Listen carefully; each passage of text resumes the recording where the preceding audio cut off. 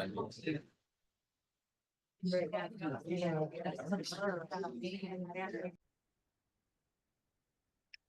everyone. Welcome to the Park and Recreation Commission regular meeting of February 13th, 2025. The time is 6:02 p.m. Becky, can you please call roll? Yep, Chair Sandoval. Here. Commissioner Cabrales. Commissioner Emerson.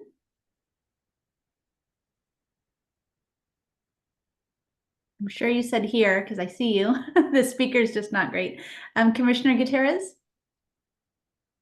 And Commissioner Pasternak. Here. All right, thank you.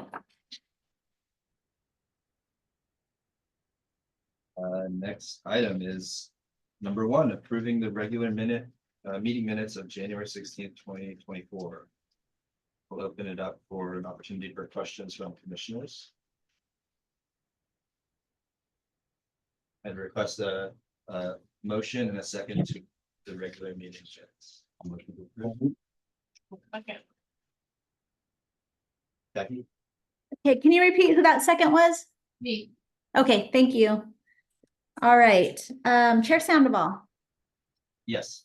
Commissioner Cabrales. Commissioner Emerson. Yes. Commissioner Gutierrez. Yes. And Commissioner Pasternak. Yes. All right, motion approved. Thank you. Great. So the public is welcome to address the commission at this time on matters not listed on the agenda that are within its jurisdiction. Comments may be no longer than 3 minutes and should be respectful to the community. Is there anyone in the audience that would like to share public comment? I see that. I would like to close public comment at this time and request, since there was no public comment, no staff responses to questions are necessary. It looks like we don't have any special presentations this month as well. So we'll move into our regular agenda. The next item is item 3A, the Terra Linda Park and Community Center Enhancement Plan update.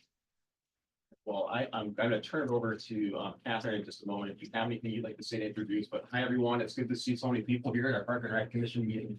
My name is Craig Barrymay. I'm one of the city's assistant library and recreation directors, and I'm going to be turning it over to our consultant team for this project in just a moment. We do have a presentation we're going to be sharing on the screen as well. And so since there are folks in the room here, you're welcome to shuffle around as we're doing a presentation so that you can see the materials that are being presented. In fact, I encourage it so you can follow.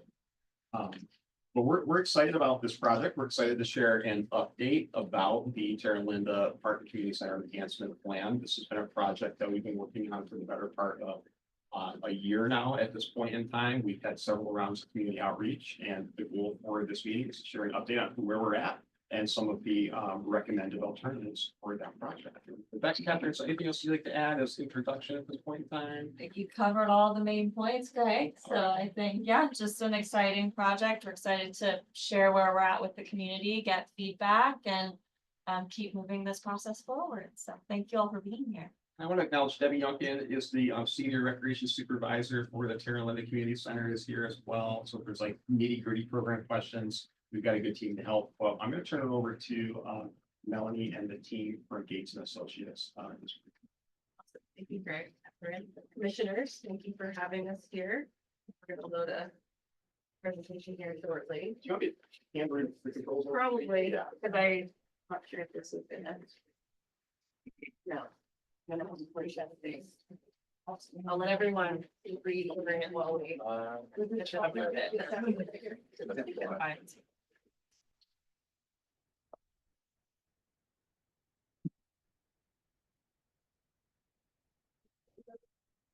We know what's coming, so don't worry about it. I'm just trying to. It's gonna go away so I can see my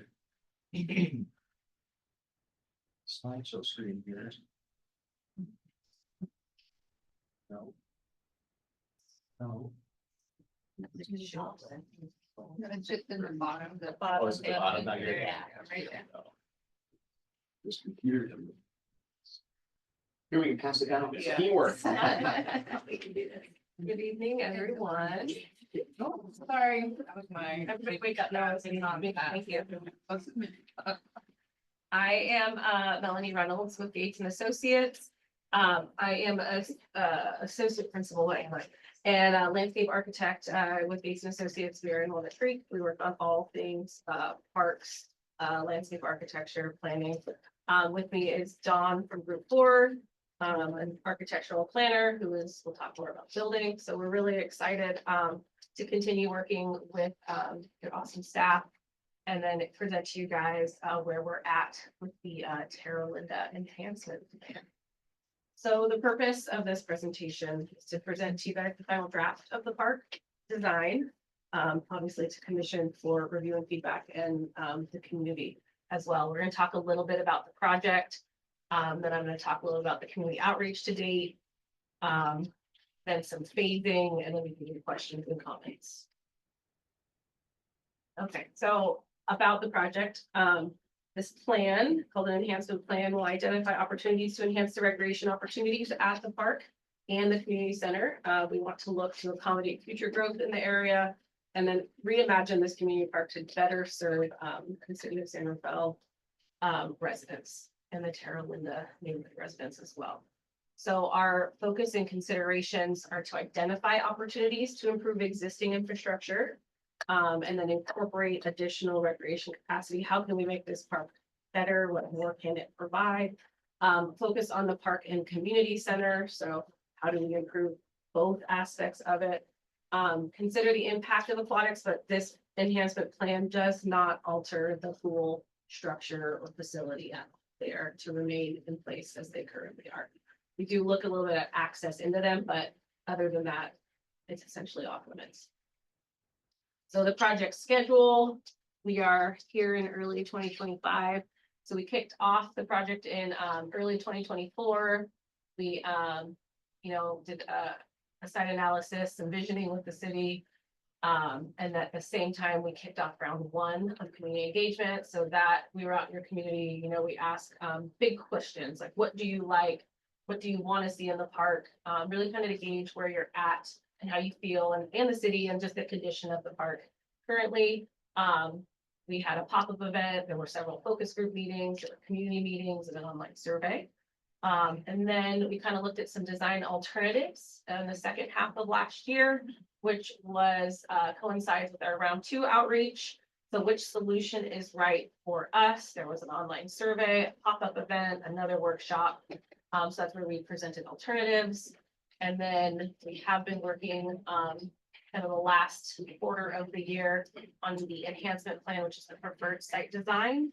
And then we're heading into kind of this part right here, the public review, where we come to the commissions and councils and share with you guys the final, the preferred design as it is now and take your input.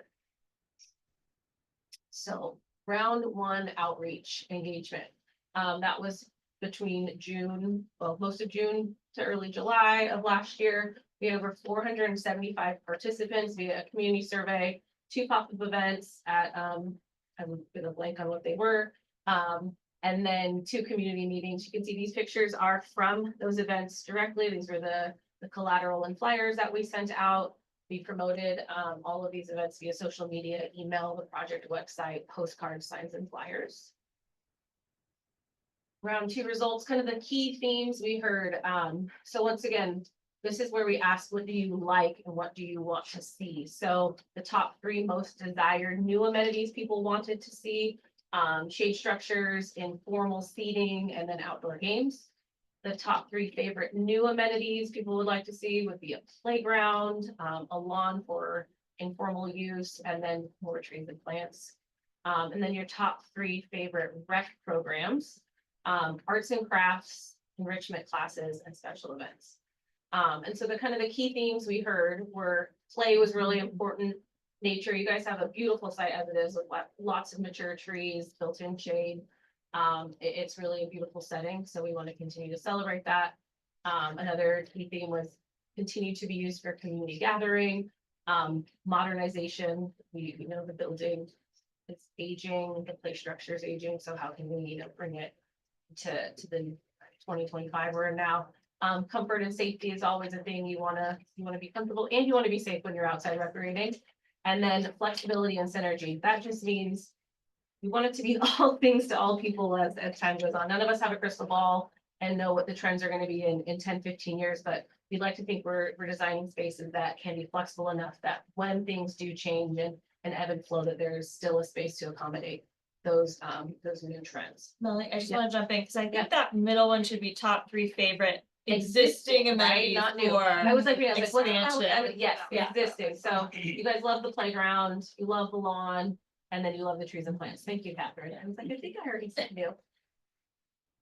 All right, so then round 2. So that's when we took everything you said in round 1, coupled with our site investigations and analysis and talking with the city and kind of, dig a little deeper into what you guys want to see at the park. And so we brought actual design concepts for people to weigh in on.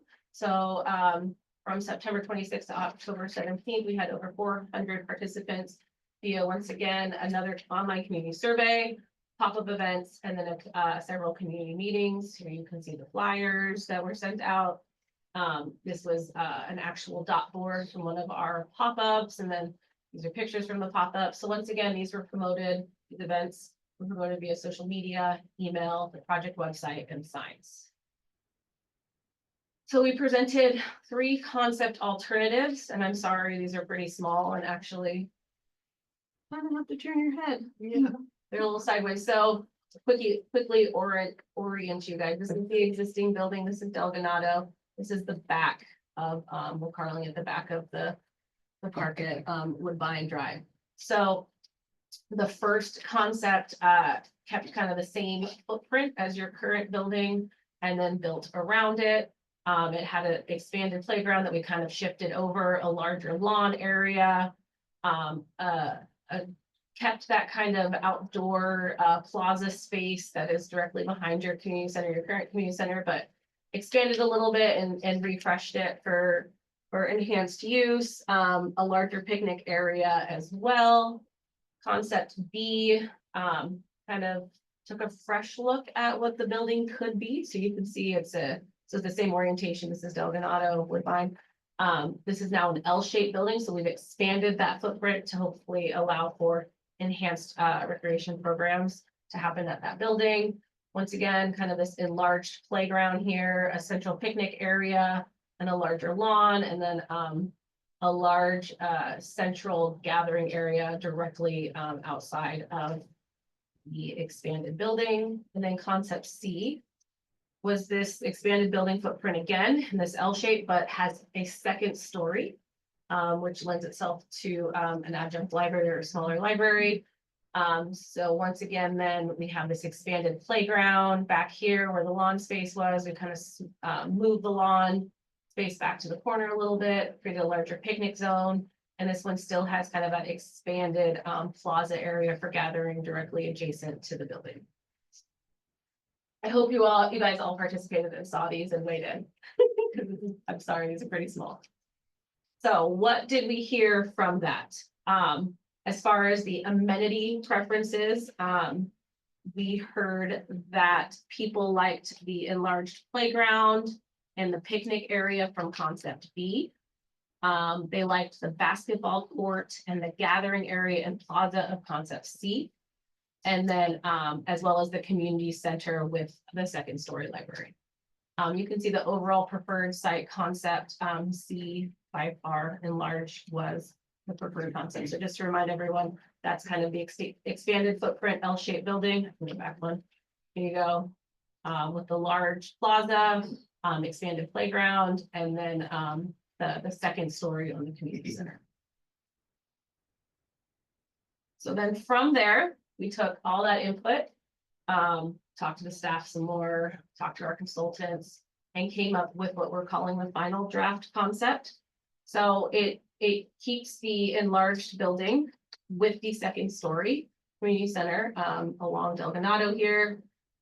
This one, people liked the organization of the amenities in the park from concept B.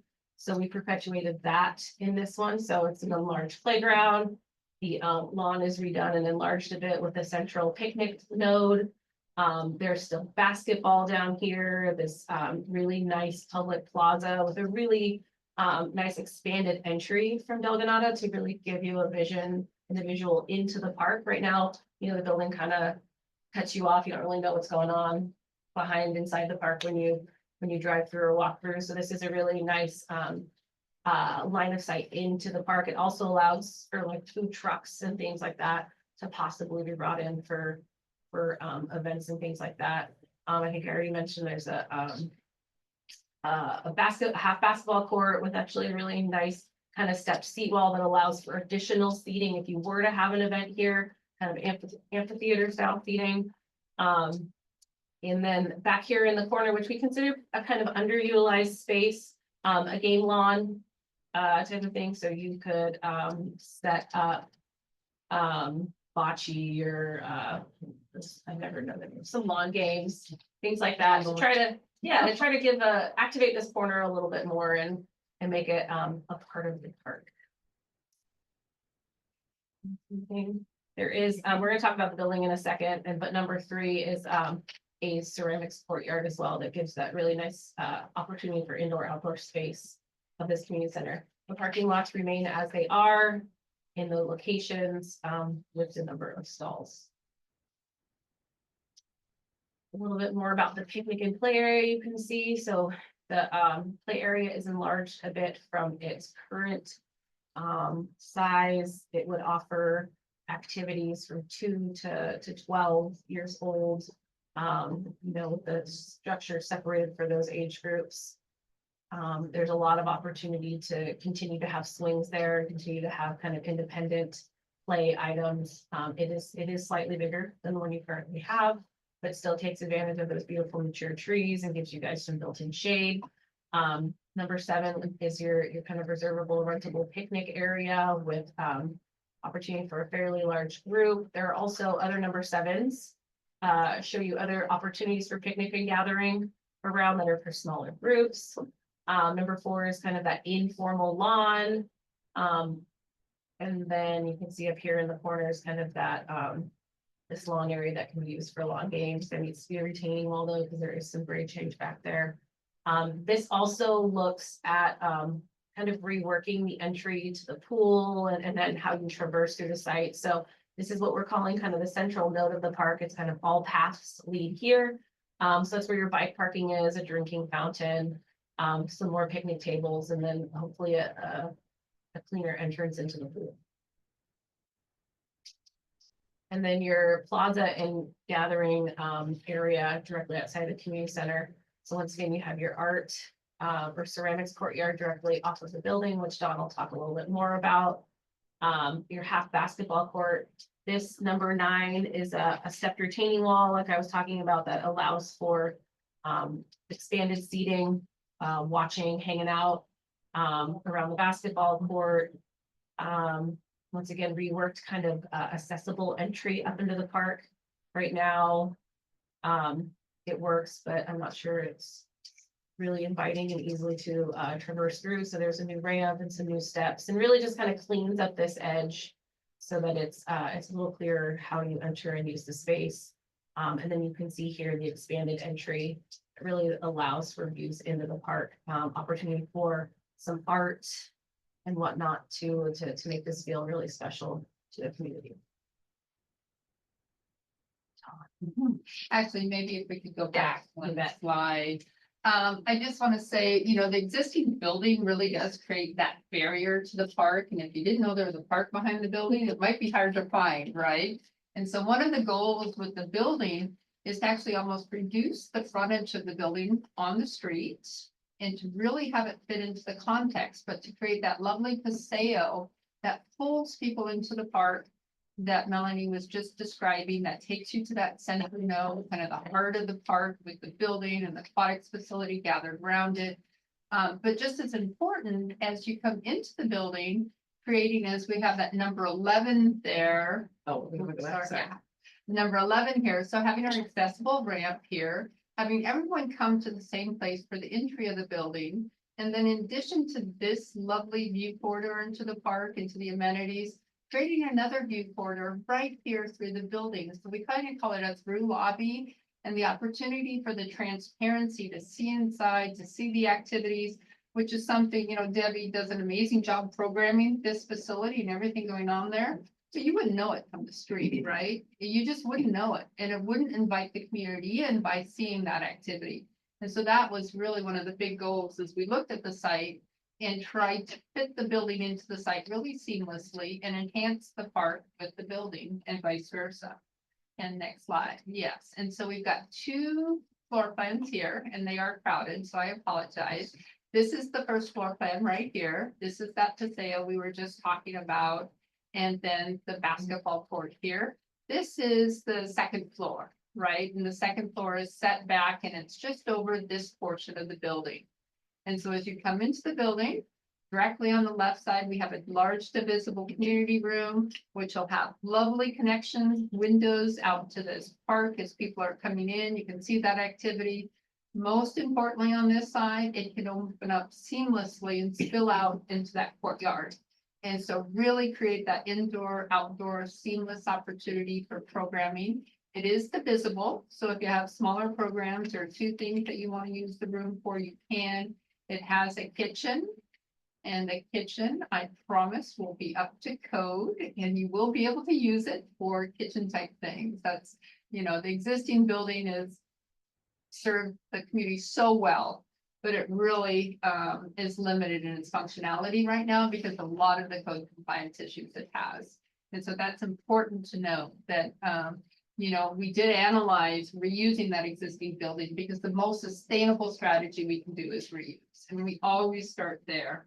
But this building is just so beyond current codes that it would cost more than new construction. And your functionality and flexibility would be limited from it. So it's really just not a good investment in the future.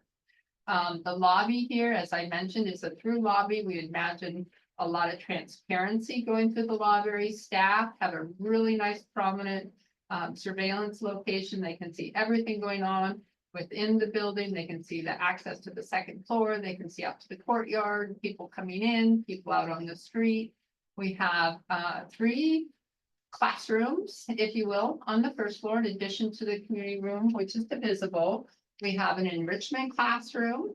And when we say an enrichment classroom, we call it just a little bit more of a soft classroom. And so it's not where you would do arts and things like that. You might have classes in here for book clubs, knitting classes could go in here, anything that doesn't really get terribly messy, but it could still be flexible to support those things. We have our restrooms. We have a health and fitness room, which is really more multi-purpose as well, but it would be fitted out so that you could do yoga in here, you could do jazzercise, any of your fitness classes, and you've got a lot going on now as well. And then the fine arts and ceramics room. And so one of the important things that when we looked at the fine arts and ceramics room is to give you more than what you have now. It's a great, very popular program. Again, a lot of code compliance issues with the kilns, with the glazing. You need to have separate rooms for that. They need separate exhaust. It's really a health and safety matter right now, you know. And so making that so it complies, the current code is more functional and usable was really our goal. In addition to that, we also have, as was described on the outside of the building, what we call the art yard or the ceramics yard. And so this space can open up seamlessly right to the outside. So if that's one of those nice days, you can do that indoor, outdoor programming and even expand the space that you have. If you were to go up to the second floor, as you come into the lobby, and you can use the elevator, you can use the stairs, you come up to the second floor, and we have about 6,000 square feet on the second floor. And it is set back. You can see we're not right up on the street here because we really want to respect the neighborhood. We want to respect the scale of the neighborhood.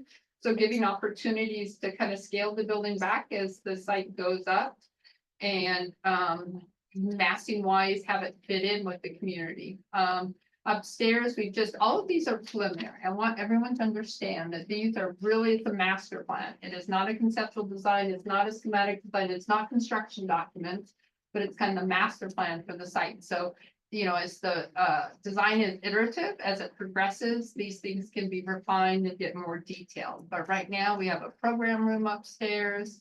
We have the staff space. We do have a restroom upstairs as well. Group study spaces. I think the or Catherine, I know in discussion has really seen this as, you know, in some ways an extension of the community center. In other ways, it's gonna be that branch library. It's gonna be flexible and be able to accommodate a lot more things than the community center does now, and kind of really bring and bridge the connection between the library and the recreation department for the community. And I think I've talked enough about the building. But I Talk a think, little bit more. or- yeah, well, I just some of the things I described are shown here visually. You know, that indoor, outdoor, the glass wall that is on the top and that disappears when you open it up. The connection, that kind of interstitial space between the edge of the building and the paseo right there on the left, you can see how they can still accommodate people and really be a vibrant space, flexible community hall that's nicely finished for all your different events and the social events. The through lobby down at the bottom, and then on the right, we have a fitness room, and then really the fine arts and ceramics room, bringing that up to code and really improving the functionality of it for all the different users. So then we've been looking at a phasing plan as too, because part of this is actually figuring out how you implement this smartly and efficiently.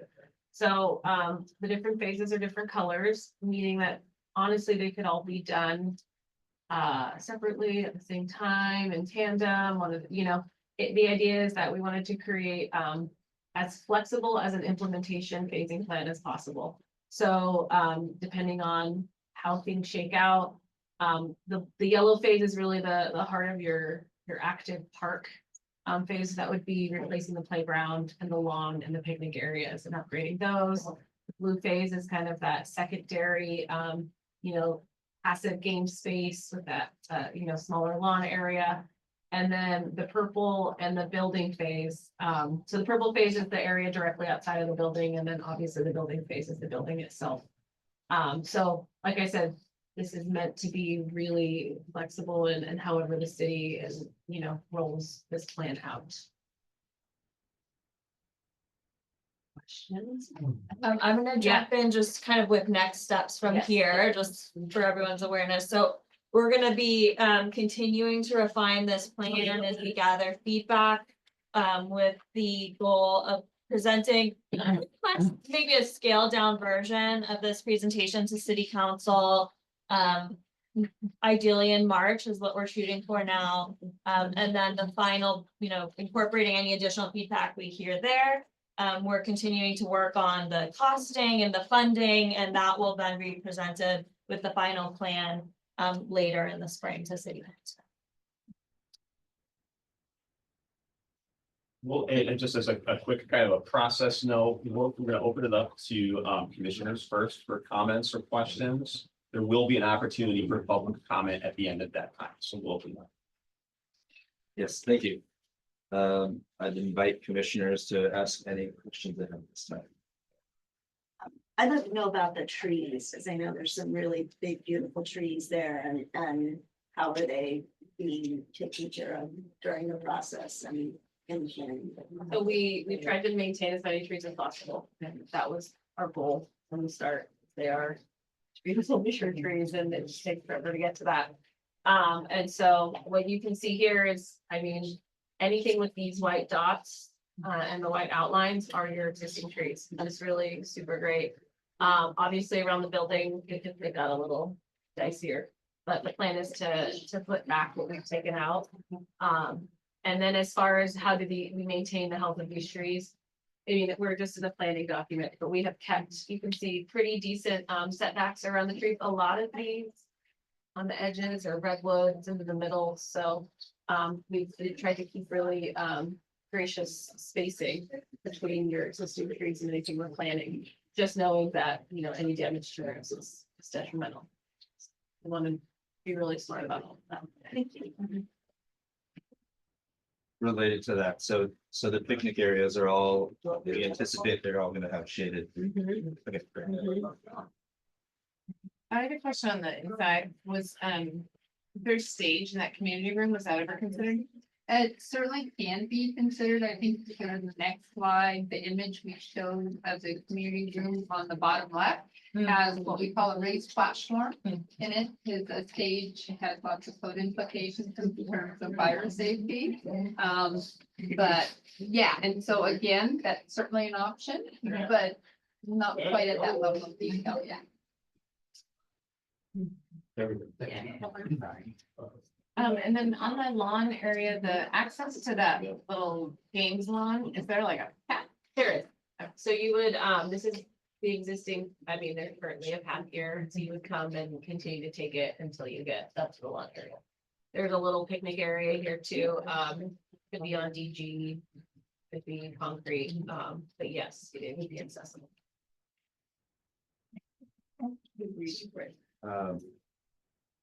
So during round one, I saw we had over 400 people turn out. That's great. What was your sense for like the age demographics? Did we have enough? Are you satisfied with the young families that participated? Or? Yes, we were at movies in the park, I believe, and we felt it was a pretty good cross section.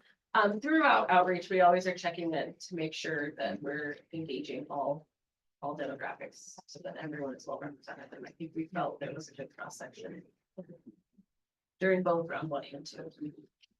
You have a sense of where turnout was greater, movies in the park, the pop-ups or the online? I think our online survey was the strongest in both round 1 and 2. We just see movies in the park was a good, the first round pop-ups, we had some good, one-on-one time, but, Movies in the Park was fairly well attended just because it's a great event. Yeah. So that was a really great opportunity. And I would say we had actually pretty great turnout at all of our formal community meetings. Yeah, I mean, you could see that in the picture. You don't typically get that, but Yeah. this community was engaged and that's a pretty packed house for what we see honestly for in-person events these days. So it's great. Thanks. And the library, that was something that I didn't remember hearing about before. Can you talk a little bit more? Is it a whole new library? Is it like a small library, a full library? What? It would be a branch library, so I think that the square footage on that is slightly larger than the current Northgate branch. Okay. So the idea is it would be replacing that should this, move forward, as proposed. So, yeah, it would be about that size. I mean, branch libraries typically tend. Oh. Go out. They tend to be more flexible. You don't normally see like the dedicated, like children's, adults, teens rooms, but, yeah, so I think that we would need to do more work in the next phases of planning to really build that out. But I think this is kind of generally, you could envision something like Northgate now with maybe some more dedicated study rooms, program space. I have another question for the city. So during construction of a new community center, what are we gonna do with all the things that happen at the communities? I think it's gonna depend a little bit on the context and what's going on at other community centers at that time. I mean, at Measure P, this building will be going under renovation too, so I think it's a little too soon to say. The goal is always to find alternative locations or options. I know many community centers will find a space for a couple portables and do kind of temporary programming. So we'd have to figure that out at a future stage. One question is, are you planning on thinking about backup generators at this site within the construction? Have you thought about that? We haven't thought about that at all, but I do think any facility like this would need to consider emergency preparedness and support. So I don't know, Dawn, you had something to say. Most of the new community centers are being planned in libraries as resiliency centers, right? Yeah. Not emergency operation centers or shelters. And that can be accommodated a couple different ways. A lot of marketing and emergency generators with photovoltaics on the roof with the hope. When batteries become compact enough, they can actually then be housed in an emergency generator. And so technology is advancing really quick. All of our buildings will now need to be PV ready and all electric for libraries and community centers. So that really lends itself kind of positioning ourselves, you know, to have battery backup potentially in the future. Maybe in the interim, it could be emergency generator, gas powered. Yeah. Then, I feel like I don't know what I'm talking about, but is there any community advisory board specifically to this? Area, just I'm seeing all this community support and I'm wondering, you know, like the Pipoli Community Center has the Pipoli Advisory Board, which is intentional. I know that you guys thought about that. Love so much interest. We don't have one at the moment, so that would be something that city council would, you know, need to act on if that was the direction they wanted to go. I think it's great. I love the plan. Really excited. Was there ever a plan that, so it's a partial second floor, right? Is there ever a fully, Well, one of the reasons for the partial second floor is when you have that community room, the scale of the community room has to be like 1.5 size in volume. Because of the height, and it's a bigger room, it's like 3,000 square feet, right? So you need to get a little taller there. And so then going with the second floor across the full first floor, take that massing up pretty high. And so we were sensitive, and I think also budget, you know, square footage is expensive. We're at, I think this one right now is about 12,000 first floor. And then 6,000 second floor, so that's 18,000 square feet. And like the library for programs can use the downstairs spaces, the rec center for programs can use some of the smaller group study rooms upstairs. And so it really gives you a nice array of sizes of spaces, which seems appropriate. I think another thing we heard in the community engagement process was, you know, concern about a building so large that it overwhelmed the aesthetic of the surrounding community. So, you know, making sure that we're able to reflect that, you know, North Santa Fe is a very unique aesthetic, reflecting that and not creating something that's out of place. any other questions from commissioners?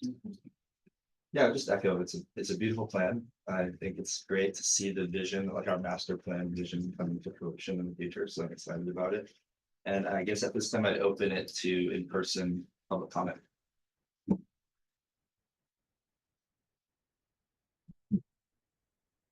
I'm a member of the ceramics program. My name is Sarah Gaston-Huey. I've been attending the program in 2017. And I wanted to just, for everybody in the room, just talk a little bit about ceramics. It's a massively popular art form. It's in part because of the UK program called Ceramic Pottery Throwdown, I think. Some of you might have seen that. And ceramics is really massively taken off. And I don't think that's going to change because the word is out. And if you've ever as a kid played with clay in the garden, it brings you back to that place. It's amazing art form, and it's for all ages. We have people from 7, 8 years old up to 80 plus. We had a woman who was 96 years old. She passed away last year. Fantastic artist. It creates community for a very good reason. It's an incredibly healing art form because it's so tactile. And it is incredibly, it offers you exponential learning throughout your life. Because it goes through the whole gamut. It's like being in a chemistry lab on one end, and it's just literally playing with clay at the other.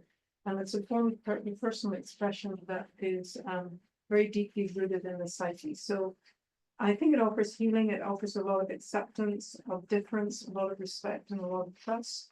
And that's been my own personal experience. And I think if you ask anybody in the program, they would say the same. And we give back to the community through our exhibitions. We have 400 or 500 people come to each of our exhibitions. If you've never been, come along. We serve wine. We serve amazing food and the art is amazing too, and all the artists are there to talk about their work if you want. Having said that, it is, the room as it currently exists has thousands of dollars of equipment and supplies in it. It is an extremely expensive art form to engage in because you need a ceramic studio. And who is paying for that? The program director. It's all her investment. And this is the level of commitment that is required to run this program. We've been very fortunate to have that level of equipment for over 30 years for the people who've run this program, putting their own personal money into their program. Each glaze jar, for example, costs between $50 and $60.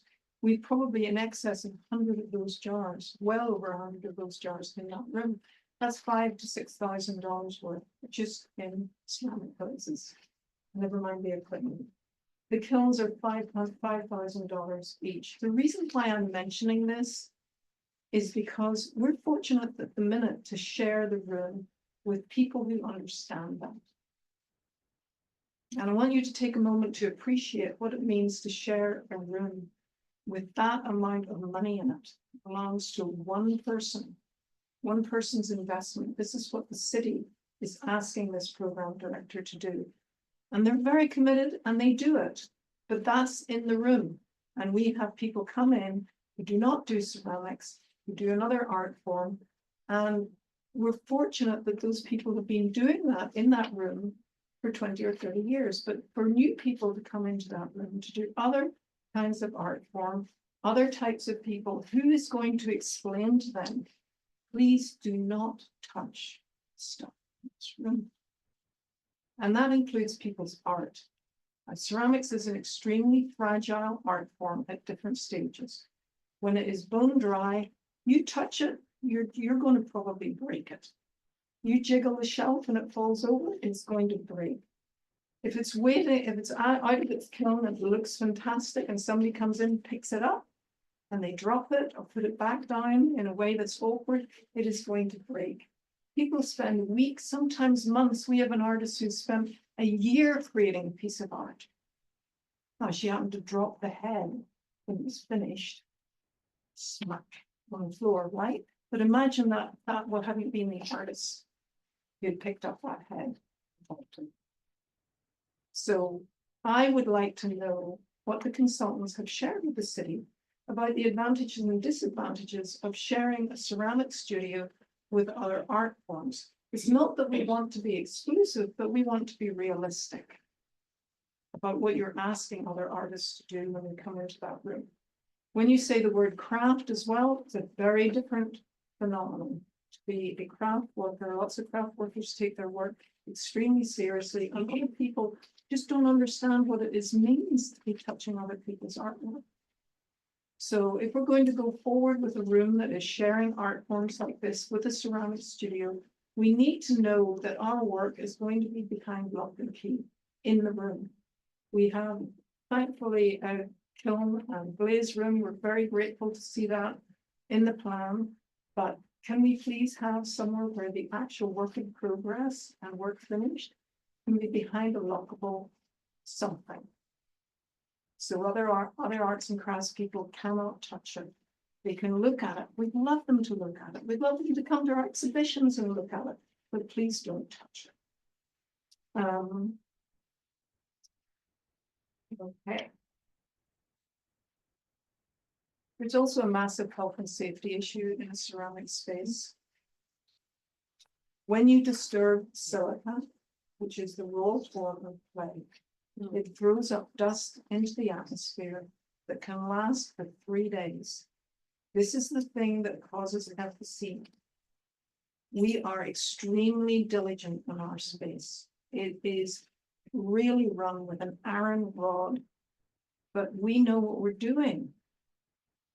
So we do not want people coming into the room and disturbing things that throw silica up into the room. It's a unique program.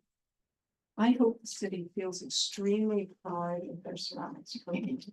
It is actually one that is got a statewide profile. It is an award-winning program in Marin. We would like to have some opportunity in this wonderful lobby space to have a display area. This already exists in the Marinwood Center. And I do have a consultant seen the Marinwood Center foyer. Please go along and look at it because they do have glass cabinets where they display artwork in the foyer. And people go in and look at it. And they can buy it if they want.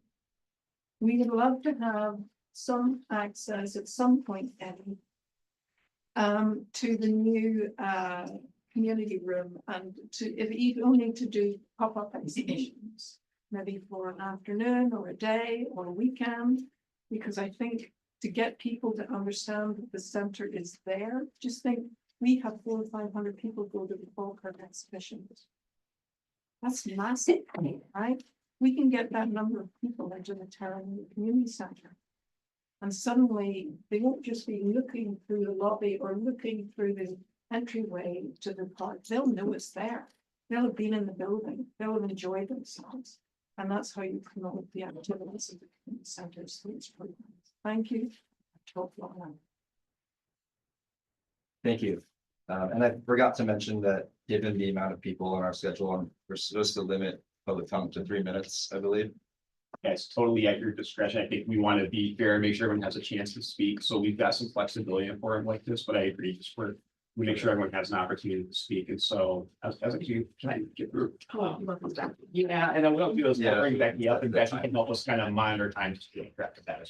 Thank you. Yeah, I do think at this point, since we've gone in one direction, we just Should need we to let let them everybody Yes, I agree. speak how long they'd like to, but.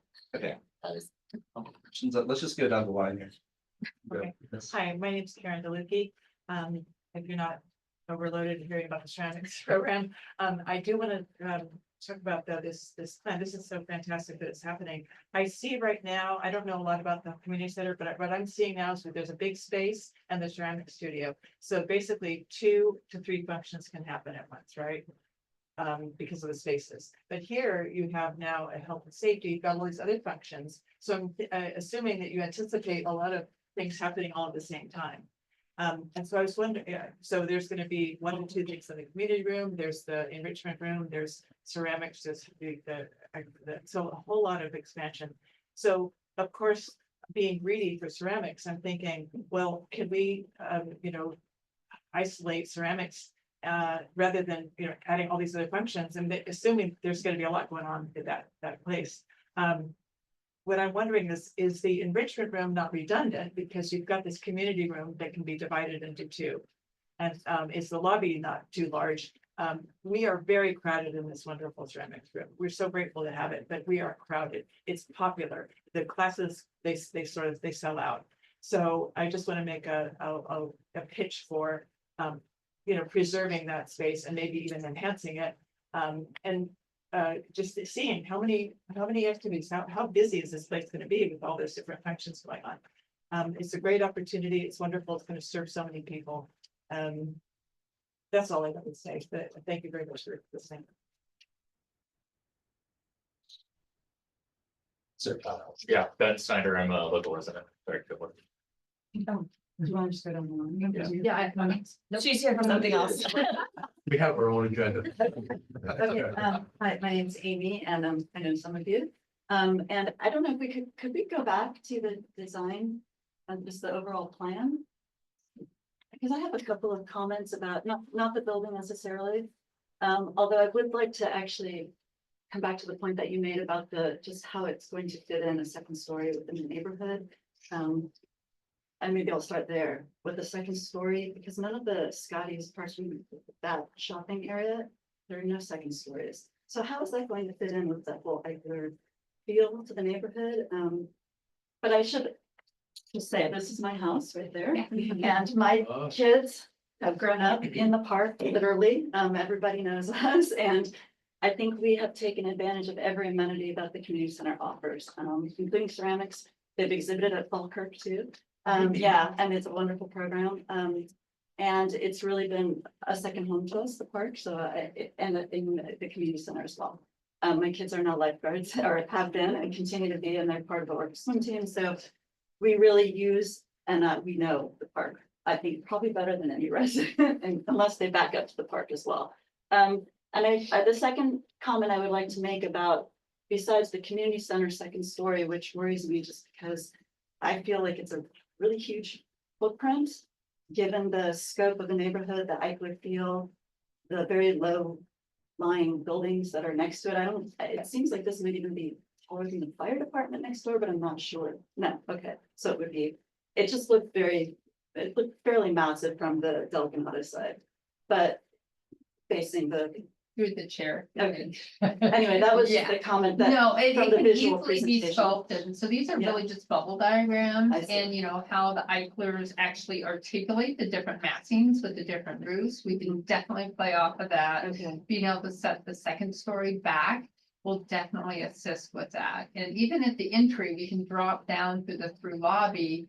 And pick up, you know, the roof lines, so where we have storage rooms, the kitchens, those can be the smaller masses, so they kind of like step up to the bigger mass behind it. And so from the street, it's concealed, and if you're behind along the houses at the back, the site does rise up. And you have those large trees, and so I think in modeling, you'd be quite surprised how easily, it's actually gonna feel smaller, the building, because along the frontage. Where you're seeing it from below grade, it's the face of the building is gonna be shorter than what it currently is. If you look how we opened up that paseo between the aquatic storage building right there, yeah, the frontage of the building is actually smaller than the current building. just small.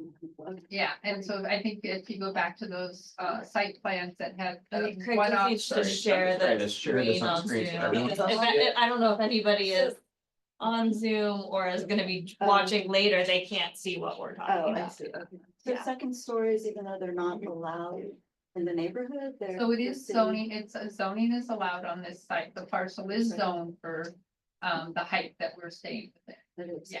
Interesting. And then another point I wanted to make about the mature trees, because I live behind that network of redwoods. There is very little to none maintenance on those trees. I actually called the Parks Department and asked them to trim when those huge limbs fall on my roof. So what would, and I assume that no redwoods would be taken down because those are really old, mature trees that are very much a part of the community. And if you take one down, I believe you'd have to take them all down because they're connected. But that said, what would a maintenance plan look like, since there really is no budget for it now? I'm responsible for calling the Parks Department when trees need to be trimmed. That'd be something we write into the Okay. plan. I'm really allowed to answer, I'm sorry. I think We might- Are we allowed to add- traditionally, we take all the public comment and then we answer it all at once. I just wanted to bring that up because that's been an issue for years with getting a budget to maintain the trees and the lawn and the gopher holes and all of the things that are problematic in the park right now. And then I think my final comment was, or thought was, with a half basketball court, I know my kids grew up learning to ride their bikes and scooters in the park. And while I'm a huge proponent of the ceramics, needing a better updated space, that space right now, the basketball court, people think it's underutilized. That's because it's never been maintained, and we've actually put our own nets up on that court over the years. We've gone in and put in nets because the city hasn't done it. And of course, the concrete's not in a great condition. That the same goes also for Santa Margarita Park, but that space in and of itself is highly usable when the weather is good for young kids. Young families use it all the time to teach their kids how to ride bikes. If you're going to be making that half of the space it is now, I feel like with all the young families moving in, there's going to be much less space for kids to use that space, and perhaps even, I don't know, using more of the space closer to where the ceramics outdoor studio would be, which seems like, I know it's a problem right now with kids playing ball and getting close to the ceramics area, but I also feel like that is a highly utilized space for young families, especially because our streets aren't really safe enough for kids to learn how to ride their bikes in that area. So that brings me to my third comment, which is when the park hosts really big swim meets, you get hundreds of people in that area.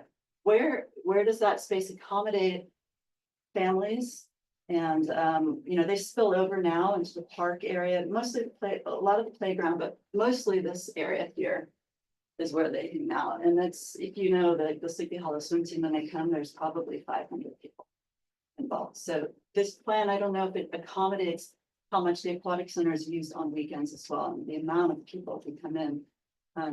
My final comment is, this has been a wonderful, wonderful community center. It's very much a neighborhood, a very quaint, charming neighborhood center. It's not an urban community center like the San Rafael Center. So I feel like, I hope that's kept in mind with the plan going forward, just as a resident who's utilized it for 20 years. So thank you. Thank you. Ben Snyder, I don't live quite as close as you, but I'm about a block away. I go here a couple of times a week, have young kids, and first off, thanks for everything you're doing. This all looks great. I've seen a number of outreach points and appreciated, you know, the process of gathering feedback, so thank you. I guess my first question is, I'm curious to hear about budgeting and like allocation, kind of going from this design phase to like, how is this gonna get built? Is there any sort of guarantee of that? What might that timeline and process be like? And then sort of more specifically, what would be the opportunity to provide more specific feedback on the playground?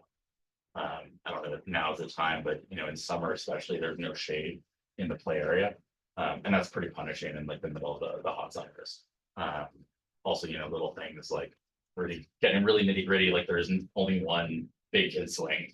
And my 5-year-old wants me to make sure that you increase that number. So just curious to like figure out, you know, how to comment on that. And actually to differ with your point, I'm highly supportive of the second story. I think that it'll probably be more attractive than the fire station second story. And especially, you know, acknowledging that it's back set, I think that's an asset for the neighborhood, a library or something like that. So thank you. Hi, my name's Lori and I've been in the community for at least 30 years, but it's around here. My concerns were kind of the sustainability of the lawn areas, and I was hoping that that would be addressed, because I know, I'm not sure, but if you use reclaimed water, I'm not sure how that intersects with, you know, people actually sitting on the lawns and picnicking and children. So I was wanting to address the sustainability of the landscaping and hoping there are some natives and some pollinators, and trying to make this a place where there are a lot of older people in our community in terms of the demographics, and it'd be nice to have some benches here or there for those people who are walking their dogs, or they're walking and they don't have kids that are playing in the park, but you know, want to be part of that community. It'd be nice to have places for them to walk to and see, you know, flowers in the garden or whatever it may be. But I was worried about the water issue, especially given buildings coming in at Northgate. And two, the emergency aspect of the building, I think is great. Because, so I have elderly neighbors who would walk to Northgate, walk inside Northgate, or during the fires, people were like needing a place to go. So I think this fits the bill, and I'm really appreciative that you are all doing this, because there is a need for people who may be living in smaller areas to get out of those areas during, God forbid, we have other nasty fires or bad air quality, but a place for them to go where they can walk to maybe, or they can easily get to, where they can have that emergency space for the community, because Northgate's going to be gone, right? So there's not going to be an indoor mall for these people to walk to or whatever, or just in case of emergency. So that's, please do put emergency generators and whatever else needed in there. I think that'd be a great asset. And just thank you so much for doing this, because I've been on different committees. I was one of the ones who was working on the greatest park, the Waterings Park, and I was pregnant with my youngest, and he never got to play in it because it took so long. So I'm hoping this timeline's a little bit. So thank you. Still try to play tennis at San Maria. Yeah. My name's Steve Egger. I live on Woodbine in Las Roposas, so we go through the parking lot. quick question, are there gonna be any other outreach meetings for the community? And if there are, I would highly suggest that you maybe hold them at the Terrell Rec Center, because there's a lot of my neighbors who are senior to me, which there's not that many, couldn't come down. Logistics, if you had it at the rec center, you could engage a little more in the community. So, sorry, Ben, I'm gonna have to be on the other side of the coin with the second story. All good. I plowed through the whole Eichler Alliance overlay for years. And I have to take the word community, and it does affect the whole community. We're all single story homes except for one. We all know which one that is. I think the second story just, it's a stark contrast to the flavor of the neighborhood, which was designed to be single story homes. I understand that the setbacks, and there's a way to modify it so it looks more attractive. I just really question, do we need a library there? I never saw that in the pre-planning. Library was not a choice that I remember in the plans as things that people could suggest. People were talking about basketball court, the ceramics. I never saw a library pop up. And I have some concerns about there being a library just because of sometimes in inclement weather, we kind of know what parties do tend to congregate in libraries. Without getting into too much of a social aspect, you know, the unhoused love to hang out in libraries and inclement weather. I worked in emergency services for 30+ years. We went to the libraries a lot. I just don't want that to be a magnet in our neighborhood for people to come and hang out. And then Can I just mention that we have an issue with unhoused people camping out in the park behind. So that is something that hasn't been addressed properly by the city. there's recently, the local homeless unhoused population's gone from 3 people in Terra Linda to over 13 in the last month or two. And we're seeing it all over the place in the park, in the bushes along Freitas. My concern is you've got a public building which allows access to anybody who wants to go. At 5 o'clock when the doors close, where do those people go? They're gonna stay in the, they're gonna hang out. So This is the my area. second story argument, a little bit of a the red- twofold. They put tents up there. I think it's great for kids that maybe latchkey kids, if we want to call them up. Place to study, a study group, a tutoring group. That's great. But I noticed on the first floor, there was a community room or a study room.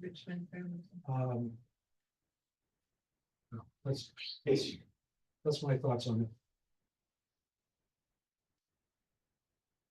Any other public comment? I'm actually, my name's Tom Meyer. I'm actually here for Bocce. However, my house is where number 12 is just about. And I just want to say that the buzz around the community for this project is just over the top. Everybody's very excited, and I really love the park. Thank you for what you guys do. Thank you. So I think we can respond now. Yeah, if the city wants to respond, they're welcome to at this time. So I've got a list. I don't know, some I think are ours, some are yours. How do you wanna? Do you guys wanna go first with ones that?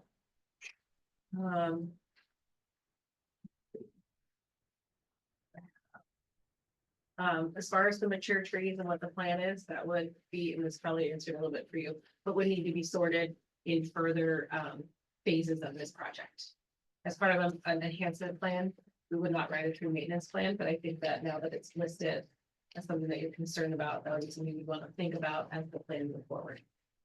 Well, and I mean, I think with the trees, there's 2 elements. There's the construction and what's the management plan and the protection plan during construction, and then there's the ongoing maintenance. And I think you're getting a little bit more to that ongoing maintenance. And I think, you know, I don't have a good answer for that, to be honest. It's your trust. Yeah. So I mean, I know our park staff are managing, Great. are managing a lot of parks with a limited staff and, I can say they don't get to. So for the plaza area outside of the community center, if you're concerned with that it was small and the families and community would be able to use it. So the basketball hoop is actually on the back side of like, so the plan north. Which means that whole central area is open and it's not much smaller than the current plaza. And it's all open. So also having that view quarter in between the new building and the existing pool building opens that space up as well. And then actually, it's hard to tell in this because we don't have an overlay, but we flatten the area out a bit more.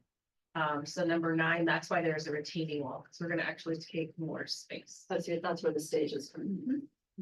So it will be very similar. I don't have the numbers, but it is not drastically smaller, it's just smaller. It's still a fairly open space that can be used in a flexible, in lots of flexible ways. It'll be improved paving. And You know, it'll be a improved nice, Yes, It might be helpful in terms of communicating with the public to, quantify how the playground is 20% bigger, or the plaza is the 9% enhancement smaller. plan that will be, that is being written will have all those things in it, and that will be available to you, next for review. I think that kind of also plays into one of the questions about spillover for this, the swim meets. I don't know if you wanna. Yeah, they'll still be able to utilize that space. And actually, our hope with the lawn area being redone as well provides additional space for that. Our intent was not to remove that space for the spillover from the swim meets, because we know that they do use those spaces. I think also having the large reservable picnic area, as opposed to all the way across the basketball court where it is now, it'll be closer to the swim area, so there'll be kind of more synergy there. I think, we'd have to work to make sure we're not reserving that on a day where we've got a big swim meet coming in, so that would be kind of on our programmatic side. Make sure we're balancing the use of the facility. So the actual lawn space wouldn't change, wouldn't be taking any of that away. In the spring plan. I believe it's bigger. I'm bigger, speaking of terms, I don't have it, but it's not, it's very similar. We're not taking away a mass amount of lawn space. So Amy, that section that's kind of underutilized, that's over in the corner over by the shed, that's gonna be more developed, so that'll be usable lawn space as well. And the intent is to redo the lawn, so that it is actually usable and not full of gophers and holes and. That's been done pitfalls. a few times. The last 2 years. Well, it's hard to, our plan is, this is a master plan or enhancement plan too, so. As Dawn said, this isn't happening tomorrow, so we have time to work through how to do that correctly and think through it and make sure that it's done. So that it can be maintained longer at a higher level. And that leads into the sustainability of a lot of areas. I have to check, you guys use recycled water. That's not part of this plan. Again, as an enhancement plan, this is the very first step. So as the city moves forward with plans for this park, when we get the schematic design development, and then improvement plans, we will need to look into all of that. Currently, it is legal though to have recycled water. Water lawn areas where people use them. But everything is up for discussion as things go. Yeah, I think that's the safety of reclaimed water is not something I'm prepared. I don't have any expertise or understanding of, but we can note it as a question. Absolutely, to and it would look be into. something that would be looked at. Yeah, and It we would have do, to be- Debbie has, Yeah. we do use reclaimed water in North Santa Fe at Chairland and a lot of our parks. From a sustainability perspective, from a, drought resilience perspective, that is the direction things are going, so. But I am not an expert in that area, so I think we need to get back to you all on that question. And then the document will loosely direct the city and the furtherment of these plans to consider and use drought tolerant and native plants. That is a state requirement that we meet certain model water ordinance. So that will absolutely be taken into it, as well as continuing what you currently have there, which is lovely and nice, and making sure that whatever we're planting for the new improvement and new planting areas fit in what you guys do. There are opportunities. I think it's great benches for seating and watching and kind of people watching. I think that's great input. That was. Maybe I can Yeah, jump on you're doing it. ceramics. And so the ceramic space actually has, in addition to the kiln storage and the glazing room, there is room for drying storage as well, and there is additional storage room. And so in terms of kind of the functioning ceramic studio with the addition of potentially even additional storage out on the patio under cover and being able to be secure, I think it, you know, fulfills the programmatic requirements of a full ceramic studio. How it gets programmed and how it gets used is really an operational question. And that is really hard to foresee at this time, right? I think as we started the presentation, in all of the spaces we try and design for community centers, recreation centers, libraries, and parks, we cannot know what future trends are gonna be, so we really try very hard, just for the last 30 years, going back and visiting community centers that we had done 30 years ago, they're being used how we never imagined, and so really designing flexibility and functionality and for change is what we try and do in all the spaces. So just as we were pointing out, different rooms could use for arts and crafts. Ceramics really is more specific with the exhaust needs and the kiln needs and storage needs and the clay traps and the drain and everything else. And so that space, I would say, is more specifically designed than for a specific use to meet that use. But how it gets programmed and operated in the future. I would also just jump in and say, I think in terms of like security and safety of materials and items, that's definitely something we'll be considering. And you know, I think also with this proposal, the city would be absorbing probably more of those expenses in terms of having the kiln we would be providing the kiln and some of those things that, you know, I think the program has just developed in a bit of an ad hoc way over the years, and this would be an opportunity to be more intentional about that and to better support it on the city side. And I think, you know, the request for kind of lockable, secure storage is absolutely something we'd be able to accommodate. I also really love the idea of displays in the lobby. I think that's a great idea and something, you know, we have those here. They're fun, they're funky in this building, but we, you know, something more, a little bit with more cachet, I think would be appropriate. For sure. Maybe public art. Yeah, I think that's like, I'll speak up to that. So one of my other hats I wear is on the that liaison for the Public Art Review Board, and I think there will be opportunities hopefully for public art to be displayed and ceramics art. That's a The external possibility. massive piece of public art that you want could be created by the ceramics group, and we have award-winning ceramicists. Be cheaper. And then just on the building massing and the character of the neighborhood, you know, it intentionally is kind of broken out into 3 pieces here. And so we have not done any types of, we've done simple sections, you know, just kind of block sections of it, how it steps back on the site. But I think it'd be really the challenge of the architecture to make the scale fit down and scale in. It can be done, this can read even as like 2 buildings connected with this beautiful transparent breezeway that can help break the building down. It's not, we cannot make the 2nd floor disappear.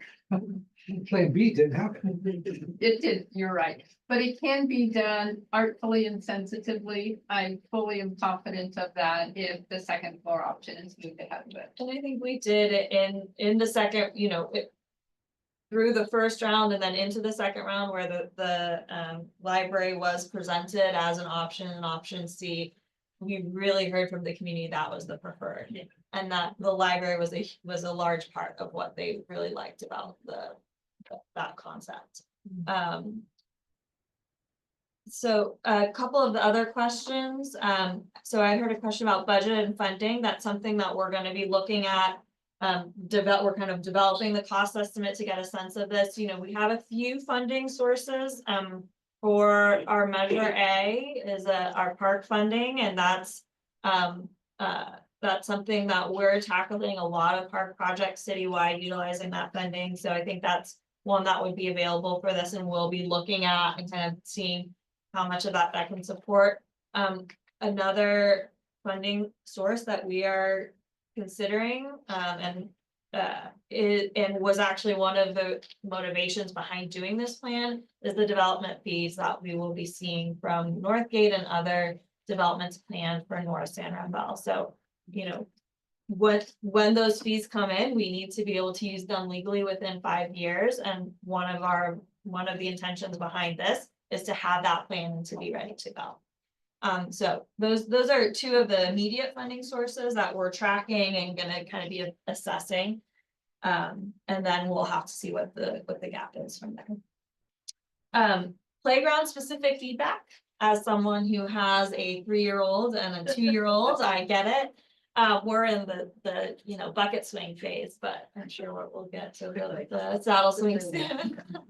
That would be in the next phase of planning. We come back with, you know, our exact, you know, a few different options. People can tell us what they like, what they don't like, but yeah, that's a future stage. But more swings are always popular, and we always know one is not enough, so.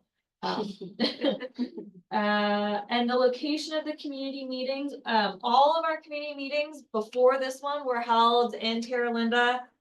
Because this is a public meeting and we have to offer the hybrid format, we were not able to do it there.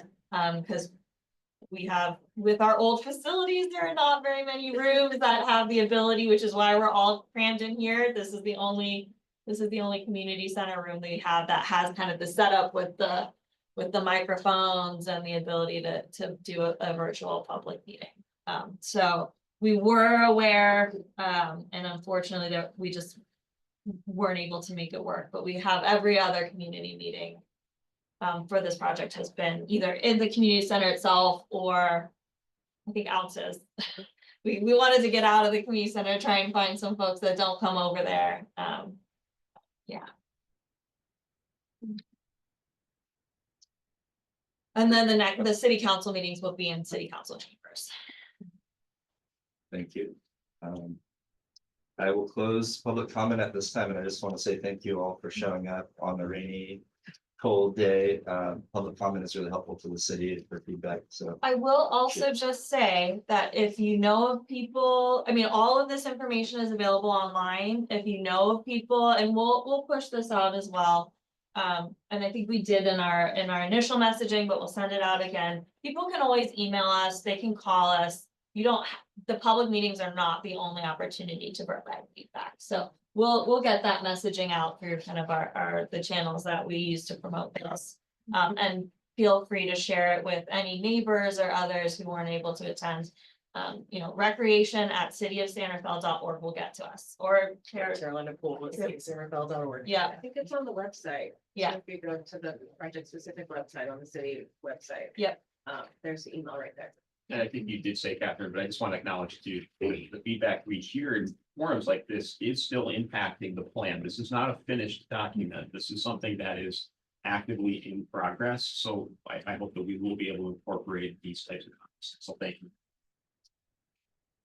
I request a motion and a second on the Terra Linda Park and Community Center. That's what I'm at there.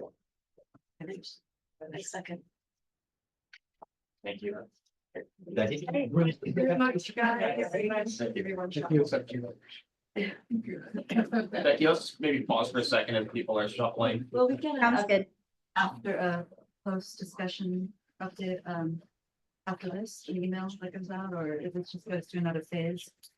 Well, everything that was just discussed and they go together. So like, We'll be publishing. Or just the next Video will be recorded, will be on our Park and Recreation Commission website. Those minutes from this meeting will be published next month.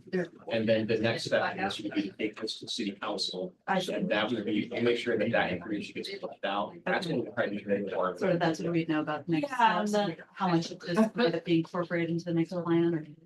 yeah, that will show up when what is incorporated will show up into city council. We definitely will want to incorporate the feedback we heard here and that we are able to into the city council. Yeah, and so we'll probably post updated information. Thank you for understanding.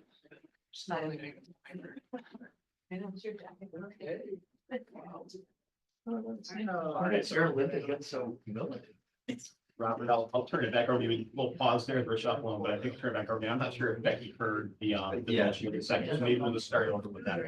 Yeah. My throat's feeling a little bit today. Becky, I'd invite you to call a roll call vote at this time. And Commissioner Emerson moved and Commissioner. Cabrera seconded. Yeah, I got that. All right. Commissioner or Chair Sandoval, Yes. Commissioner Cabrales, Yes. Commissioner Emerson, Commissioner Gutierrez, and Commissioner Pasternak. Yes. All right, motion approved. Thank you. Great. Then we'll move on now to agenda item 3B, the Golden Heirs 2024 annual report. Okay. All right, I'm Darcy Shalou, the recreation supervisor here at the Santa Fe Community Center. And we have here the Golden Heirs, who are a nonprofit organization that have office space here and provide all sorts of great programming that you're going to hear about. And we have Carol, who's the director of the Golden Heirs here, and Sherilyn, who's the current president.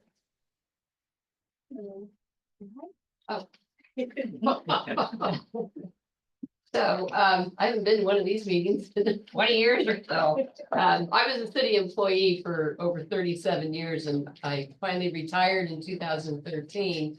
But I came back on contract for 6 years. And then I thought I officially retired in 2018. I've been brought back 5 or 6 times. So, yeah, I'm happy to be back. I do love the seniors and miss them. So, they were very busy in 2024. I came back in August of 24 to help out. But we have a full board, which was good. And we still are offering classes 5 days a week. Which you can see a variety that is there. They're very well attended and they're all done by volunteers. So all of our programming is all volunteers. It all kind of changed after COVID. So, but they're still very strong. We also do our additional fundraising programs. We had a very successful craft fair this year. Our Monday night bingos, we started years back, and those are a very successful fundraising program for us. We still have workshops that we work with a lot of nonprofit agencies. We're still very connected with the county Health and Human Services, so we have a very good relationship with that. Puzzle and book swap in the office, and then through the Marin County Health and Human Services, the Older Americans Act, we have a congregate meal program. And that's held here on Wednesdays. We have a wonderful kitchen crew that mans it, and it's Community Action in Marin that is providing the food at, I think there's over 5 or 6 sites in the county that's being offered. So that's, and then we follow that up with having bingo followed after the meal. So we kind of grab them and they participate. So we also have continued. We had 10 monthly themed luncheons, such as Spring Fling or, you know, Mexican or Italian, and all of Valentine's. We have one tomorrow. We have 80 people coming tomorrow for lunch with entertainment. The congregate meal program is still going on. And then our monthly B Street ballroom dancing, that's held 10 Sundays a month. And we had a new gentleman that came in about 2 years ago and really revamped the program. So they're averaging about 60 to 80 people every Sunday. Great live music, and they're very well attended, and they're open to the public. So it's the senior community at large. It's just not a Golden Heir member. So, and we advertise through the help through the city of the activity guide and our brochure, which I have copies here if anybody would like to take one home. And then these are just some of the activities that are happening. We do a luau every year, which is very popular. We just had it on the far right. We just had a tea cozy lunch, which was put on by Chris Chu, our president, her daughter. And it was very well received and it was really a delightful afternoon. And then last year we had a hoedown lunch and we had a group of square dancers that came. So a lot of interaction when they come for not just to eat and socialize, but we get them up and doing things. Don't forget our Chinese New Year celebration. Oh, yeah, that'll be in June. August or Yeah. August. of June. Because we can't get the entertainment. We have the wonderful Chinese New Year lion dancers that's on TV, the famous lion dance meeting. They were also on what's that program that they compete for, a dance program or something? Oh. Anyway, they came in second on that. Oh. And they're on, they're getting more famous every year and they're really getting more popular and they donate a lot of their time to us. And they gave us originally, my daughter was able to get them to come and entertain to our luncheon. And we have one of our members who's very, very generous and he sponsors them for us now. And so since Chinese New Year's is now, everybody watch the parade. My daughter's working on that tomorrow, Saturday. But anyway, we can't get them to, come, entertain us, this close to Chinese New Year. So we wait until June so that they can, come in. And last year we opened it up to the public because they're so famous and, popular and everything. And I think this year we'll do that again. And, usually our things are geared to adults, our luncheons and everything, but for something like that, when we open it to the public, we're hoping, that you can bring your family and enjoy the program. So this year, they go better. Yeah, every month is that way. Yeah. And I'd like to give a huge compliment to Chris Chu. She was president during COVID. And yeah, and I came back during that time, but she was really the one who kept the organization going. We met at Macy's parking lot with our chair and masks, sat 6 feet around. The previous coordinator had started some Zoom programs and we kept up the newsletter and we did takeout luncheons and raffles. So we were really, they started at ground zero and they, through those little programs, they're fiscally, they came back very slowly, but because of Chris's endeavor and plus we did get California relief money back then and we had very generous members who really, this is their life. And, they really appreciate the programs that they offer and great volunteers and they gave back to us, just not their time, but fiscally. So financially, we're, very blessed. So also now that, the seniors, I would say starting, mid last year, they felt more comfortable coming back out. Everything has been increased since COVID and our trips are slowly getting back to where they used to be. So we did last year, I think we did over 23 trips and we had over 700 people who participated. So, and then this year, the seniors, we have a tour company, they're going to New Orleans in 2 weeks, I think, for a trip, and they're going up to Canada. And so we have some extended tours that they're taking advantage of, so that's good. And, our volunteers, that's how this club has survived since the beginning of 1968. When I was full-time, I was able to puff my chest that basically, even though I was a full-time employee, the senior programs was half my job. So it was, nothing would have happened without the volunteers. It's the kitchen crew, the board, the bingo, the luncheons, the office. It's all volunteers. So we've been very blessed that, they continued and then unfortunately the Novato Senior Club folded after COVID. They just couldn't keep themselves going. So to our benefit, we've received quite a few new members. And I would say we're averaging 10 to 15 new members a month. So we're very fortunate. And it's not just the trips. You know, they're coming here for programs and they're coming here for the other activities. So looking ahead, we're just because of the due with Azaday, the other supervisor here, coordinator, she and I have been working together on a lot of collaboration of workshops. Back in the day, there were so many agencies that would call me constantly to do presentations, and that's all coming back. And so it's great to have the Recreation Library Department working with the seniors now and helping to promote that. We just had one last week on and fraud, which is a very high thing happening with seniors. So we had over 30 people who attended.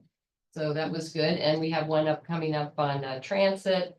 We're working with the Alzheimer's Association. So there's all these agencies that now want to come back in and get the word out.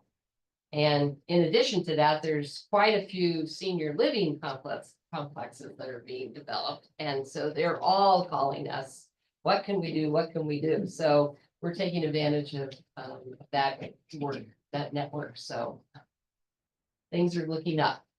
Yeah, we're growing.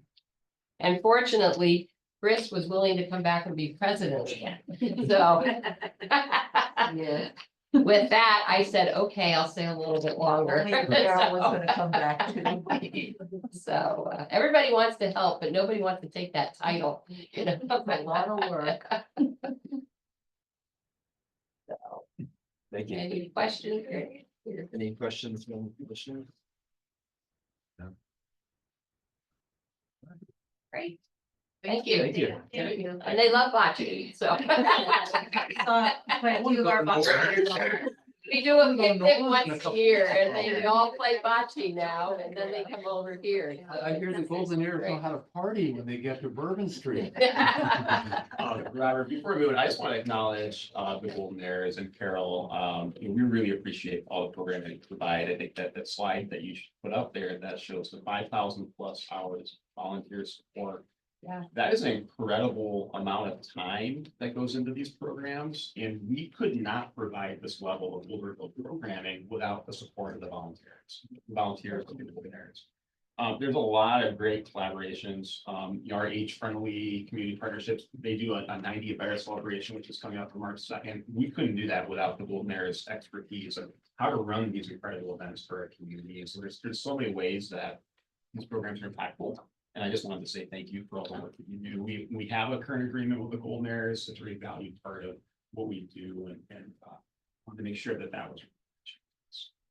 Yeah. Thank you. They appreciate all the support. That's for sure.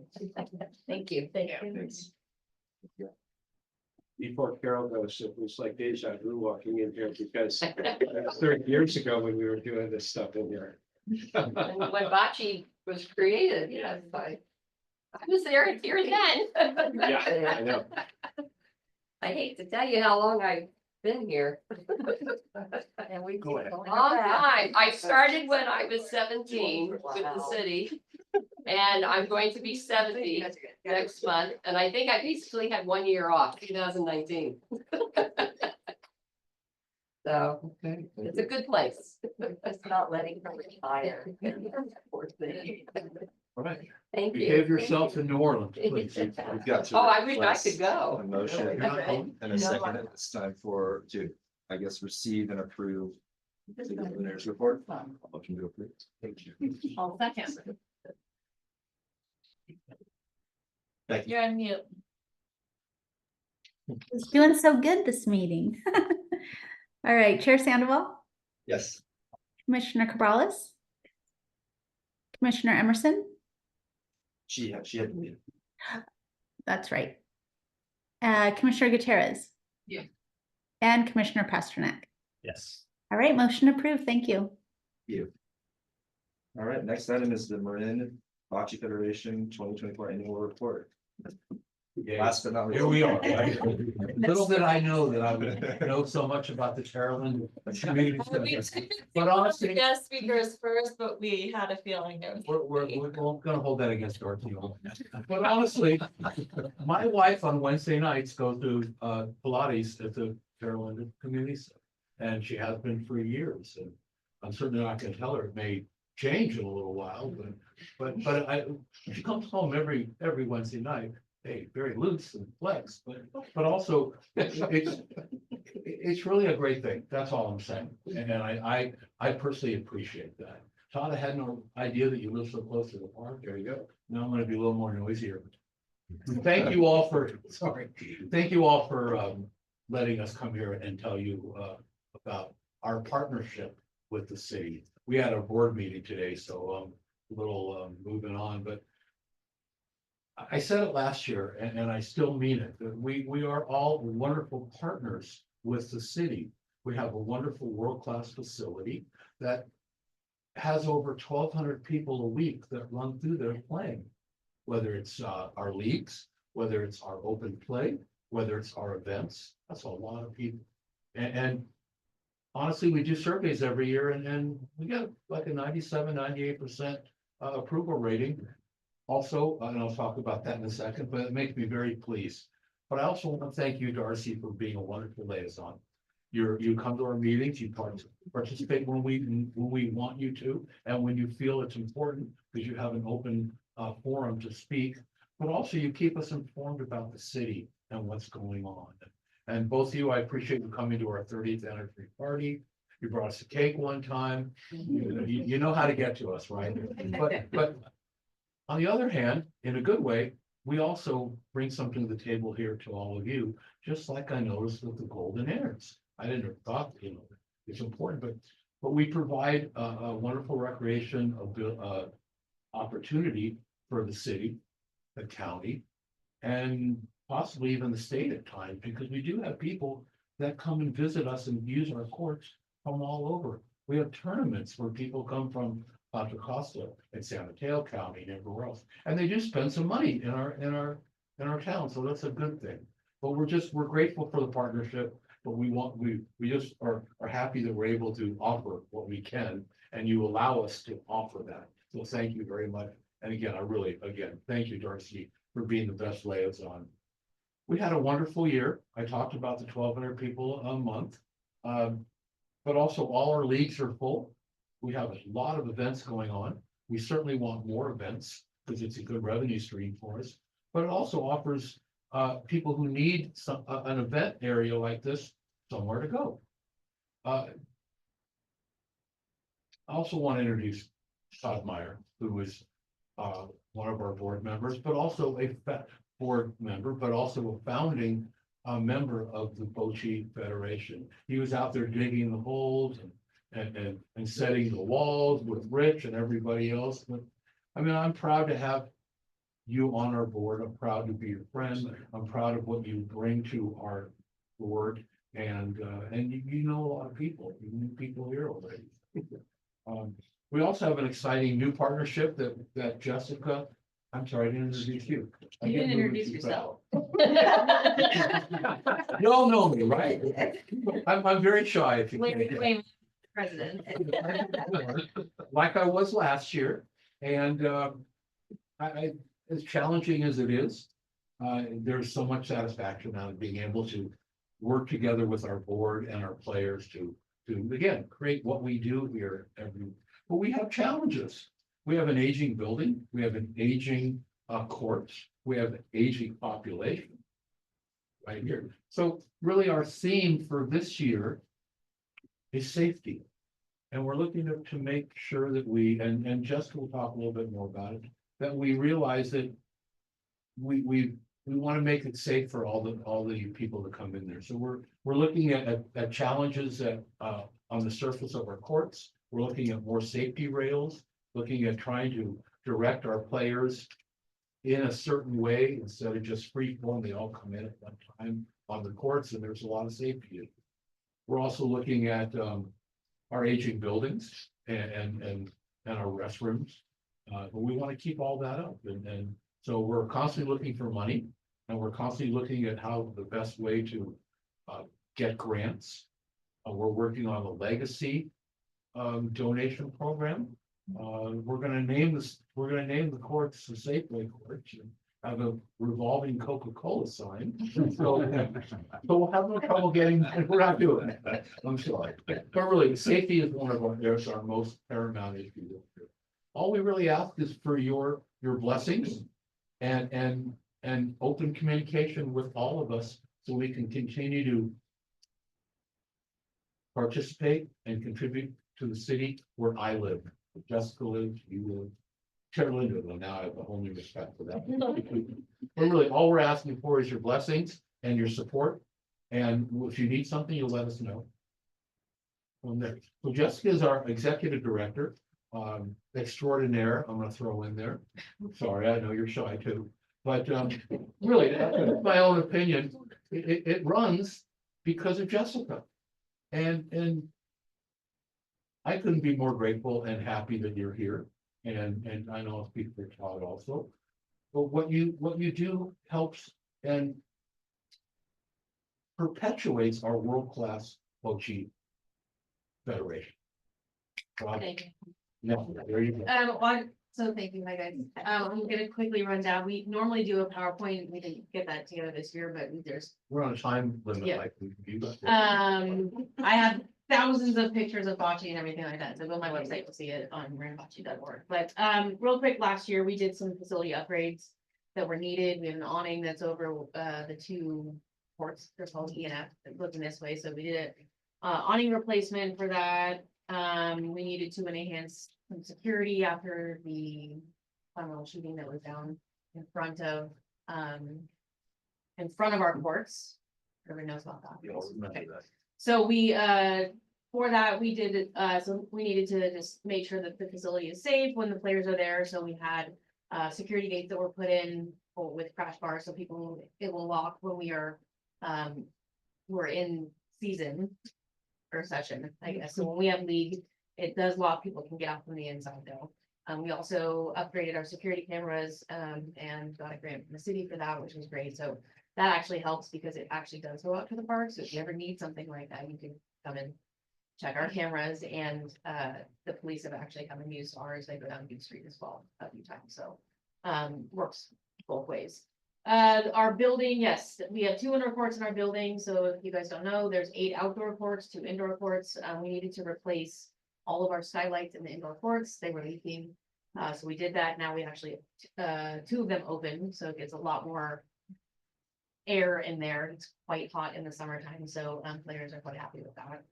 And we had our 30th anniversary this year, so that was a rockin' party that we had.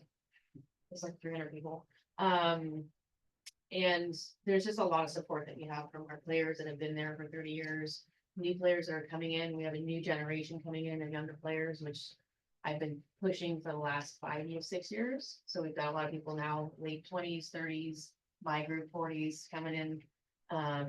And still a very large demographic of seniors, which is great. I do a lot of classes there, and we'll be conducting a lot more this year as well. So those are things people can take advantage of. We do a lot of contracted events. So last year we did like 40 contracted events. A lot of those are fundraisers for nonprofits, schools. I started targeting all the schools in, not just Santa Fe, but in Marin. So public, private, it's a great way for them to come down and do a parent night or a pay to play or fundraising. So I think I have hit almost every school that we have now down here. And the cool thing about bocce is it involves everybody. It's fun. I've never met somebody that doesn't like it. But it's so it's a really great way to do that. We still have our Special Olympics that we do. We give those courts to them for free. And they do it in the springtime, so from March until June. And then we're actually gonna be hosting the Special Olympics. I think it's like one of their games at our place this year, which is, I'm kind of excited about. It's gonna be cool. And tournaments, those are, we do in-house tournaments. Those are for players that are here. I do a lot of tournaments for the USBF, which is the United States Bocce Federation. So players do come from all over, mostly the western sector. So that's like Oregon, Washington, they'll come from all of California. So we do things like that, and we have there's a new thing in the US where bocce is being televised. It's called the BBN, so it's Bocce Broadcast Network, and Fascinating. Yeah. It really is. so I'm actually the president of the Western Sector board for the United States Bocce Federation, and they're gonna televise some of our tournaments this year, which is kind of cool. It's on YouTube, but you know, YouTube is TV too. So we're just kind of floating along. Our financials are. Oh, yeah, after school, well, I'm trying to go last year. This year, we're gonna be doing some more stuff. Been correlating with Darcy, so we're gonna do some after school or summer stuff with a local nonprofit soccer. So they're gonna do soccer in the morning. And then they'll have lunch at bocce, and then afternoon, the kids will come and we'll do a bocce camp. So I'm very excited about that because we have this sort of time slot between 1 and 4 that is not very utilized. And I've been trying to bring more children in and teach them the sport and stuff, so it's gonna be really cool. I'm very excited about that. And it'll be in your, it'll be in the activity guide. And thank you for getting helping this get done. Yeah. As far as, if you want to speak to financials real quick, or if anybody has questions, we are, like Larry said, we have a lot of upgrades that we're needing to do, and safety is a huge thing. Mostly the seniors, I've watched too many people trip and fall. And even if something, is only a 6-foot step, it doesn't matter. So we need to do our due diligence and make sure that, and if you also have people shooting, they throw the ball really hard and so we know why, and it's not a good thing. So we will be working this year to be putting up some just extra safety things, extra grab bars for people to make sure that when they get on the court, they have it and that they actually utilize it as well. So we've got a lot of things in the pipeline. We're putting on new sideboards this year. That's where you think fall. We're gonna have lights that go underneath them. So that's also gonna, for night, when we have night league, people will be able to see the ball better, see the side step better, and more cool too. So, we need to do some more enhancements on that. We want to be responsible custodians of the property that you allow us to use. Thank you. Really feels like deja vu here because I remember almost 30 years ago to the day marching over in mass because we wanted to have a fence on the back all the way up instead of the fence about this high that was proposed, and fortunately it all worked out. One of the great things about bocce, and I trust you guys know it, but just in case, it's always fun to repeat. We've been sold out for 3 decades in a row. Sold out. And when I say sold out, I'm referring to the weeks. Five nights a week, 3 mornings during the week. And then now with the insanely incredible management that we have, and Larry was so correct, thanks to this young lady. The breadth and scope programs, the quality of life over at the courts, I hope all of you get to come by whenever you can. It's a very joyful place that has brought so many people so much happiness, and we just want to keep expanding it. And yes, we are very, very grateful to be here. We are financially healthy. We have approximately $250,000 in the bank. And we're profitable. That said, as it's been mentioned a couple of times, we do have to be very careful with our money because after 30 years, you have to start, you have big problems in terms of maintenance. Our 10-year plan, which was very judiciously and professionally put together, requires at current dollars, just over $750,000. So we need to, and we're very well aware of being on top of making sure we stay fiscally sound. And but from operations, will be doing a good job. And now that we're moving into an awareness of grants and events, I think we'll maintain that a long time in the future. Thank you all for that. Thank you. We are very financially secure. Don't be fooled by the 250,000, because that money is gonna be earmarked for a lot of improvements. And no trips to New Orleans, but a lot of improvements. We need to spend that money, and we're going to. But we need to, as Todd said, we've developed that 10-year plan so that when people like me retire, we've left the buildings in good shape. So we left the house in order, because we are constantly fulfilling the younger audience, and they need to make sure that they're doing the right thing. So in 10 to 20 years, we're all still there. They're still there. So everybody gets that. Everybody buys into it. And I'm really proud that we have people who are financially aware of not just living for today, but we're looking for the future.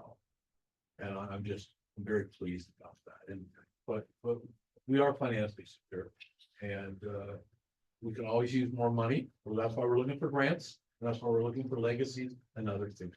Constantly working on that. So that's it. Thank you. Any questions from commissioners? No.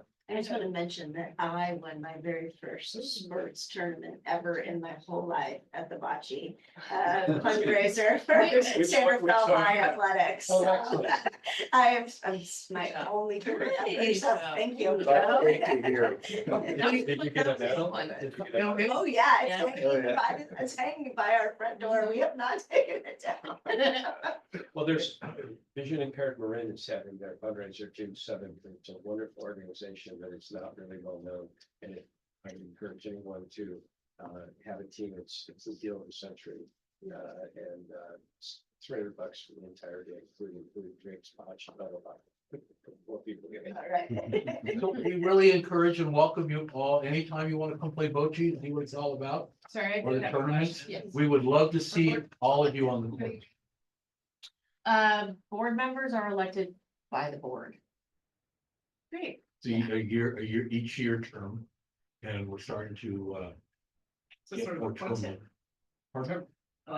Like, do people like throw their name up? Like, how does it? It's yeah, we're actually doing a newsletter this year finally, and so there's different things when the board needs, we have like different committees and stuff, so when there's so specific, right now we're looking for HR, so HR experience and things, we'll put it out there, but you guys basically put it out there of who they're looking for, and then.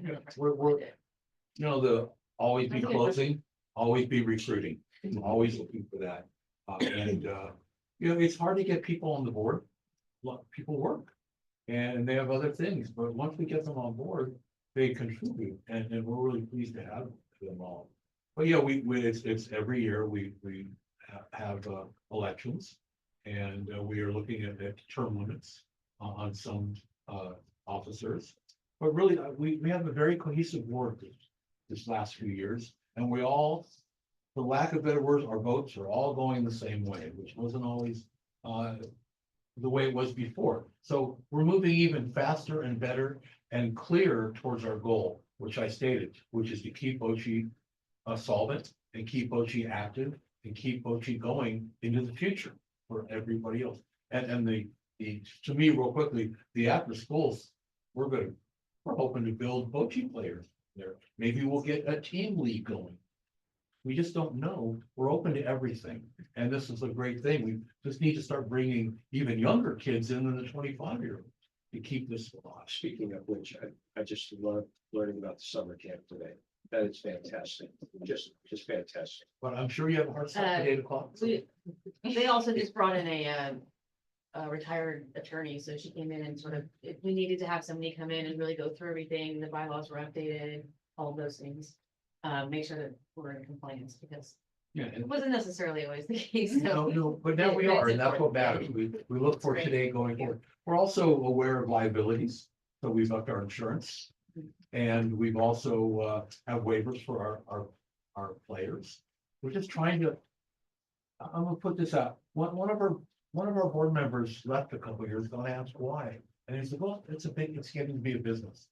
Darn it, it is a business, let's treat it like that, and also continue to be able to offer this, but it is a business, and, you know, Todd, when you were founding this, I don't think any of you ever expected us to be this successful and the opportunities we offer the city. It was a wonderful dream back then. Having the courts full and having leads, all those things, absolutely. The breadth and scope of what we're doing now is pretty impressive. Yeah. So again, we thank you all for this opportunity to, I guess, power or develop, for lack of a better word. What could we do that the city would love to see that we haven't thought of, or you'd like to see more of or less of? Well, that's a great question. I think before I even get into that, I just want to acknowledge, very similar to the Golden Areas, I think we're really fortunate to have these incredible partnerships with nonprofit organizations that run incredible programs for the city. You know, this is kind of a unique facility management agreement that we have. And I think this current term started in 2011 and runs through 2030. So we have about 5 more years on that term, but with the significant capital investments that Marin Bocce Federation have put into that facility, I think they're doing obviously a really wonderful job managing the facility and providing programs for thousands of people on a daily basis. So I just again want to say thank you for all the work that you're doing. I think to answer your question, well, what else could you do? I think keep doing what you're doing. Yeah, I really appreciate the good communication, the connection with Darcy, with our staff to collaborate and look for unique opportunities for programming. Is a really great thing. I think the only thing I would say, I was just whispering to Darcy, is like, we gotta, like, just keep sharing with us these amazing programs so we can promote them. Like, I wasn't aware of the partnership you all had with the Special Olympics, and I know like our city council would love to hear about that, and so just to make sure we can. We're happy to tell them. Yeah, exactly. They really are. Sorry, I was gonna also just acknowledge, I know that in November, Park and Rec Commission supported us. We nominated Marin Bocce for a California Park and Recreation Society Community Service. We appreciate that. That award ceremony is coming up quickly, Saturday, February 2nd. I know there's gonna be some representatives from the Bocce Federation there, so the staff are gonna be there as well. And I think that's really well deserved in the 30th anniversary to get some additional. Thank you for nominating us. Yeah. Thanks to the commission. We actually will be there. Darcy gave us the tickets today, and we're chuffed. that- We had a first lady over there, I don't know where that came from, but we're honored that you have chosen us to represent the city in that way. It's an honor, and thank you. We can't ask for better partners. That's it. I'm finally done. Thank you. Yeah. Thanks again. Now I'd request a motion and a second to receive and approve the Marin Bocce Federation report. I'll motion. I'll second the second. Becky? All right, Chair Sandoval, Yes. Commissioner Cabrales, Commissioner Gutierrez, and Commissioner Pasternak. All right, thank you. Motion approved. Thanks. Thank you. Thank you. Thanks, guys. Good to see you. Turn back into your phone. See you. I told my son I was ready to start and Thank he you. goes, you're that old? That's what everybody says. Here you go. Young. Thank you so much. Proverbs, appreciate it. Have a great night. Get out of here early. We all know how late meetings go. Thanks, guys. Bye, thank you. Good night. Next, we have the staff liaison report. Well, I will try and keep it short tonight. You all know how much I can talk, but I know this was a long meeting. We had a lot of great stuff on the agenda. Terra Pool reopened for the season on February 10th. So we're really excited about that. We've had some very wet weather. I feel like today everyone was swimming, but the pool is back open. We're hiring swim instructors for the season as well. So if you know anybody that's looking for a job, send them our way. Fall Creek is an ongoing exhibit called Memories through February 21st. I mentioned March 2nd, the upcoming Age Friendly 90 and Better celebration. If you know of anyone who's interested in volunteering to help support that, it's a really fun afternoon event from 2:30 to 4 right here in the community center. We have around 100 individuals that have attended the last couple of years, age 90 and older. It's also kind of a unique year because we're celebrating our 150th anniversary, and some of these folks have probably been in San Rafael for a good chunk of that history, so we're planning to celebrate that. Lots of great programs going on. You can expect to receive our upcoming activity guide in early March. We'll be sending out a newsletter with that information as well. So I'll kind of save that for next month's meeting to really dig into that, but keep an eye out for the wants us to get that activity guide. I believe that's emailed in February 26th, 27th, Yeah. around that time period, so late February expecting to see. Lots of ongoing projects we have. We've given updates on most of these, so I'm not gonna spend a lot of time, but Pickleweed Park is ongoing. The library renovation is ongoing. We are planning to start construction at Peacock Gap Park for the play area and pathway improvements beginning on February 24th. So it's going to be some more information going out, flyers, posters at the park. By if not tomorrow, then Monday or Tuesday, we're going to be getting those flyers. Boyd Park still planning to do some construction to install some temporary play equipment. They're kind of working out some details, but we're hoping to start that later this spring. And we just talked a little bit about that, obviously. I mentioned the CPRS Awards. If any of you are interested in attending that award installation banquet, let me know. Would be happy to help facilitate that. By tomorrow. Be good company. And then just to kind of another note, in case you're interested, the 2nd and 4th Street intersection improvement project, there's going to be a community meeting to gather more information about that project on Thursday, February 27th at 6 p.m. So I know that's when this kind of impactful. Beyond that, those are my options. Anything else from you? I think just to let you all know, in the background, staff are starting to work on Measure P implementation. So I would expect to probably have something to present to you all later in the spring. Yeah, so we took a visit down to Palo Alto and South San Francisco to see their library and community centers. Next week, we're going to Menlo Park and look at the Burlingame Community Center. So lots of exciting ideas. Yeah, thanks. Yeah, it's gonna be so great.